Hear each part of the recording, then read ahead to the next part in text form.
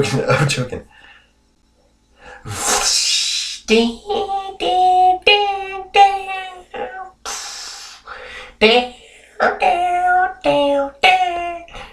I'm Nicolas Cage and Connor. I wish I had an effect for that. Hello, welcome to Lopez Power Lopez review of Con Air. I was literally looking for an effect for that, but there's no explosions on my tools here, so oh well. But anyway, I'm going to talk about a movie that is very underrated, I think. I've never really heard anybody talk about this movie. But it's like one of my favorite action movies. I'm not sure if I would put it in my top 30 favorite movies, but it definitely is a great action movie. It's very over the top, but it's really fun, and that is Con Air. It stars Nicolas Cage, John Cusack, and John Malkovich, not Henry Malkovich. The movie's about is Nicolas Cage he's a Marine. He comes home from war. He's been awarded all these awards. His wife is pregnant, and they're all having a good time. They're at this restaurant, and there's a bunch of drunk thugs come up and attack Nicolas Cage because he wouldn't buy him a drink, and they don't like the military, and they just try to beat the crap out of him, but it turns out Nicolas Cage is a really skilled fighter from being in the military. Accidentally kills one of them, thus putting him in jail, and for 8 years, and his daughter's growing up without him, and she wants to get back home, and he's on parole. He got parole. He's going to come back home to his wife and daughter, and through this plane, and the plane gets hijacked by terrorists. Not terrorists. Well, they're kind of terrorists, but it gets hijacked by criminals, and is the only one at the wrong person at the wrong place at the wrong time. And it goes on from there. He has to fight criminals in order, though. She has to pretend to really be their friends. Other times he has to be their enemies, and just to get back to his daughter and stop these bad guys. So this movie came out in the 1990s, and that was the time when they were doing the Die Hard formula. Die Hard really influenced the action movies. Heck, the formula is still going on today with London Has Fallen. But anyway, the formula is a good person, our hero, is kind of an everyman, but knows what he's doing. He has a loved one that either he has to get to or is in danger, who is also at the wrong place at the wrong time, who helps the cops on the outside. He's the guy on the inside helping the cops on the outside. He knows what he's the only one he's the good guy that just happens to know what he's doing, and has to go through like hallways and vents and tunnels, just picking off bad guys to save the day. Now, movies such as Con Air, the Die Hard 2, Under Siege, The Rock, Speed, all those movies really follow this formula that Die Hard set. And if you want to know more about that, watch my Die Hard review. I'm here to talk about one of them is Con Air. Now, the ones I really like out of all of them is, I love Under Siege, I love Con Air, and of course I love Die Hard. It's one of my all-time favorite movies. It's the thing that started this. That's why a lot of people actually don't like Die Hard. It's because I see all these movies that, cliche everything, and so kind of makes it look cliche. But anyway, on to Con Air. Con Air is one of those great movies. It is goofy and over the top and is corny, and I think that can throw people off. Some people might love it, some people might not, and I think the tone of this movie is very charming. It's not as, let's say, gritty or serious as something it's not like a comedy, but it's a more upbeat, it's a more cornier tone compared to something like Die Hard or Speed or talk about Connor or Under Siege. It's a little more goofier and over the top, but the action is just so good and the performances are so enjoyable. Nicolas Cage as I forget the character's name. Something Poe. I almost said Poe Dameron. No, it's not Poe Dameron. Casey Poe. No, that's the name of his daughter. I don't know, something Poe. His name is Poe. His last name is Poe. And Nicolas Cage plays his character, and my God, this guy is just so likable. You really feel bad for him because he always gets stuck in these sticky situations that prevent him from pretty much having a perfect life with his family. And he's just so likable. He doesn't. It's Nicolas Cage in a southern accent, and even if you know Nicolas Cage and you've never seen this movie, you might think, well, that must be pretty epic, and it is. But he plays it really, really charming and really likable. He's such a likable character, and you just feel so sorry when he does. When all this stuff happens to him, he's quite lethal. He's amazing with hand-to-hand combat. He can pretty much kick anybody's butt on the plane. But, you hate it when all this stuff happens to him because he's such a nice guy. Such a likable character. And it feels good when he beats the bad guys' butts, fights them. These are just some of the most over-the-top villain scumbags ever. Oh, God. And just some of the lines in this movie, like, oh, they're talking about Denzel for the movie. I'm like, really, really, really. Oh God, but it's fun. It's fun. Cyrus the Virus. This guy is like if Hans Gruber was a Looney Tune. This guy is just so over the top. Okay, Tommy Lee Jones in Under Siege, if you thought he was over the top, you haven't seen John Malkovich, Cyrus the Virus, and Con Air. This guy is about to burst into something. Like, he's just so, what makes him over the top and goofy is, actually, he's kind of calm. But he just says so much, the way he says it, it just says so many over-the-top things, like, oh my God, you're gonna see the flies buzzing. The only wings you will see will be the flies buzzing over your dead body. Or, I don't know, he just says so many over-the-top things and so goofy. Again, he is a pretty likable villain. He's kind of like if Hannibal Lecter ate a bowl of Cocoa Puffs and turned into a cartoon. This is this guy. He's really smart, but he's fun. He's likable, but he just gets so many corny lines in there.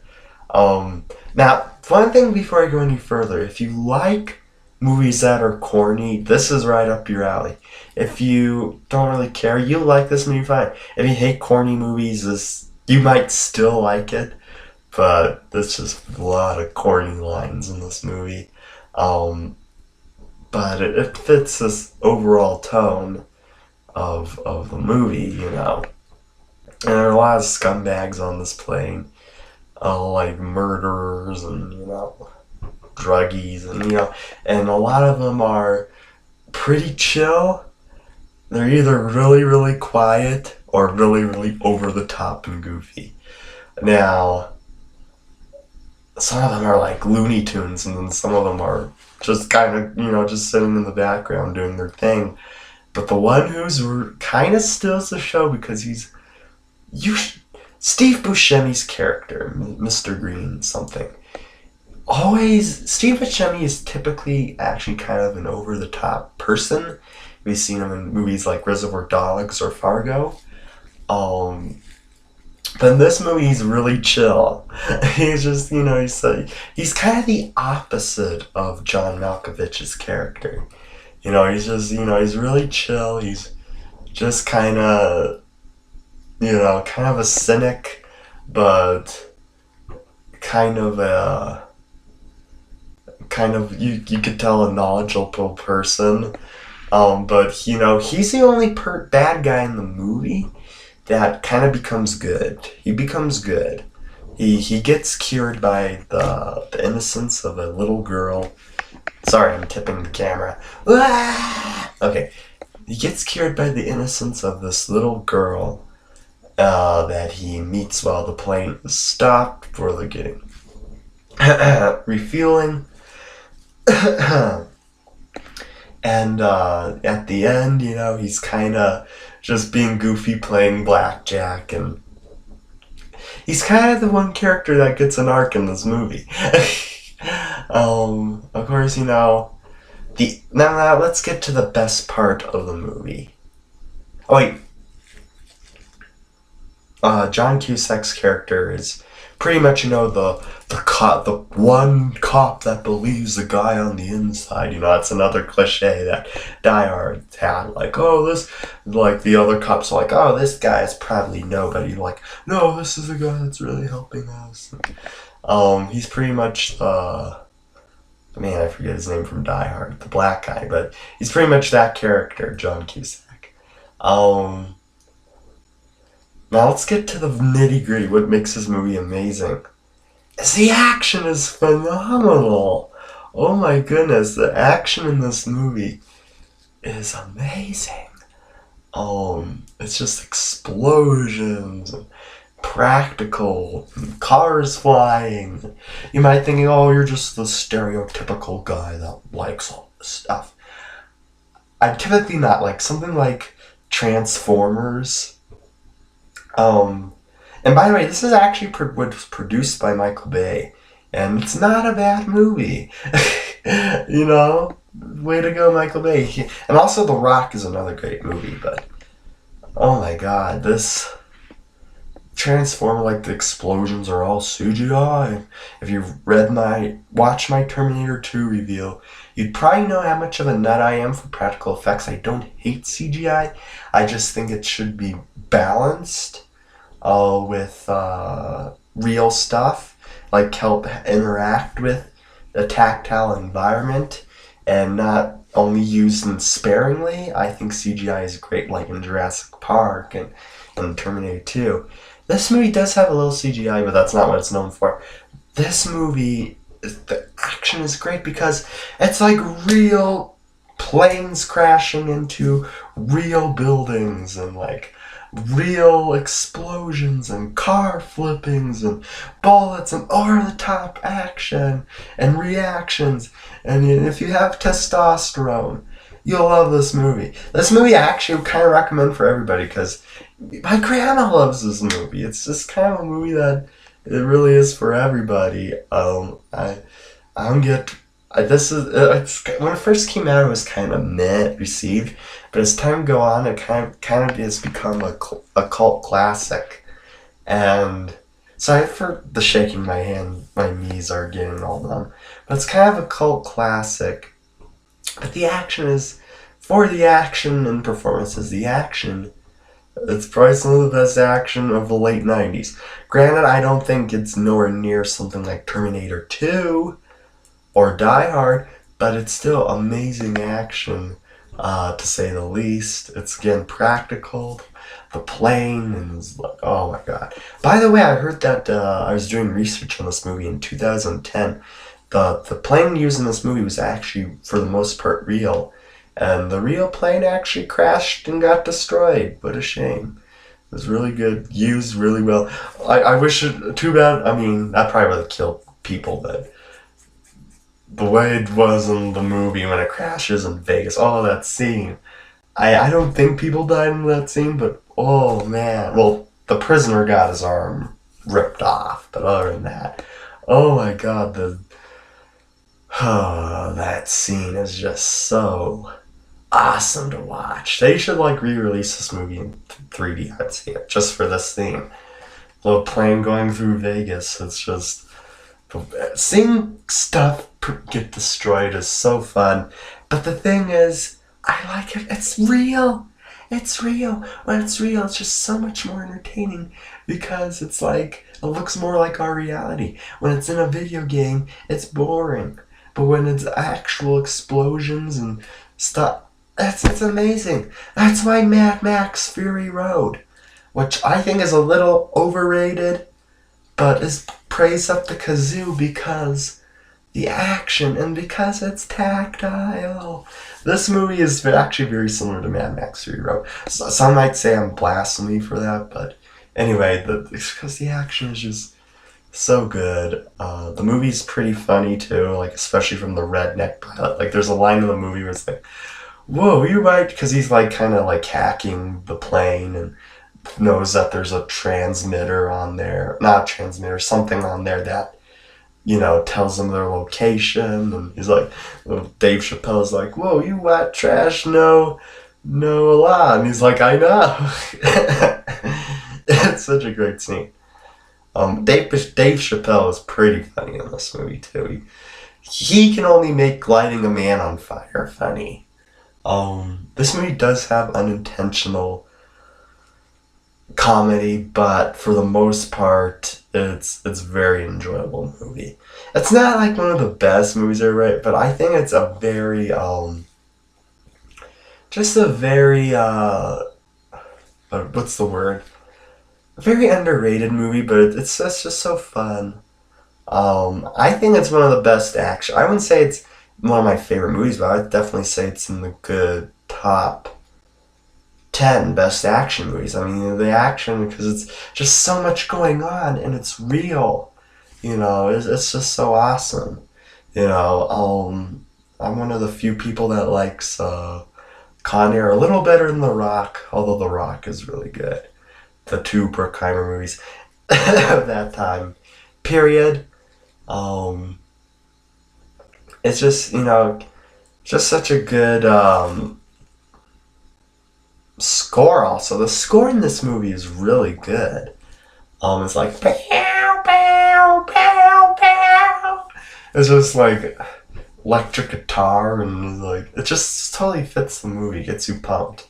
And even if I can't live without you, that scene, like especially with the Vegas lights, just is actually kind of a beautiful scene. It's kind of like a classic 90s scene, and I think classic scenes from the 90s, that's definitely in the top 25. Nicolas Cage belongs in Vegas because another great Nicolas Cage movie is Honeymoon in Vegas, which is actually one of my all-time favorite comedies, and he should do more Vegas. Well, there's also, I never saw it, but Leaving Las Vegas? I don't know. Nicolas Cage has done a lot in Las Vegas, but anyway, do I recommend the movie? Yes, I recommend it. You might find it kind of corny and cheesy, but it's a popcorn 90s movie. But it's just, the action is just so great, so real looking. The models they made for it, it's just such creativity behind these early, late 90s action movies. After Die Hard, there's just so much creativity to everything. It's not just computers and explosions like it is today.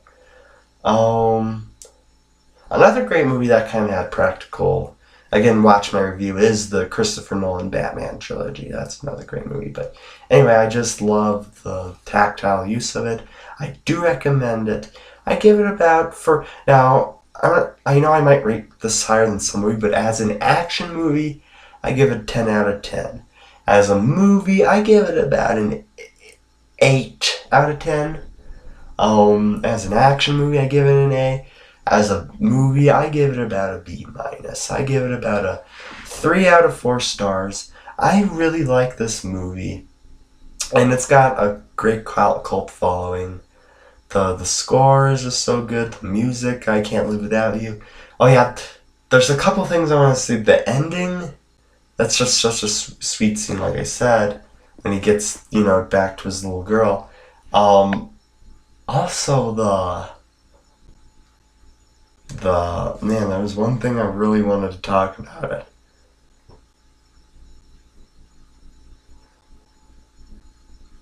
I don't know. I think that's all I want to say. But it's a great action movie.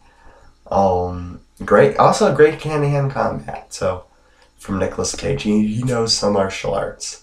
Um, you might think I'm overpraising this movie.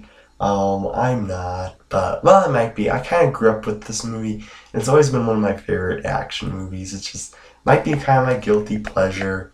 Um, is there anything bad about it? It is corny at sometimes. Oh yeah, I wanted to talk about. This scene is one of the best Nicolas Cage's scene. Okay, so his best friend is dying because he got shot because he's pretending to. He said that he did all the stuff that is Nicolas Cage did, and he's dying. He's like, "Oh man, all I can think is there's no God." Da da da da da. And then all of a sudden, Nicolas Cage is like, "Well, he's gonna walk away," and the guy's like, "Where are you going?" He's like, "I'm gonna show you God does exist." And the music blasts. I'm like, "Oh my god, that's so awesome." I'm a Christian, and whenever I'm talking about an atheist and they're kind of talking to an atheist and they're kind of stuck in a stucky situation, I always I always like recite this line in the movie, like, only I probably nowhere near as awesome as Nicolas Cage, but like the music and everything is like, I'm gonna show you God does exist. I'm like, oh man, that's so awesome. So yeah, like I said, I give it about 8 out of 10, a 3 out of 4 stars, a B minus. As an action movie, it's one of my ultimate favorites. The action is so good. The action is so tactile. I do recommend it. It is corny and over the top, and it is unintentionally funny at sometimes, but it is a very enjoyable movie with likable characters, likable performances. Oh my god, I recommend it, and like I said, 10 out of 10. I mean, not 10 out of 10, an 8 out of 10, and a B minus, 3 out of 4 stars. I'm just repeating myself. I think that's all I wanted to say about it, but see you next review. Take care. God bless. Lopez Power Lopez, signing out.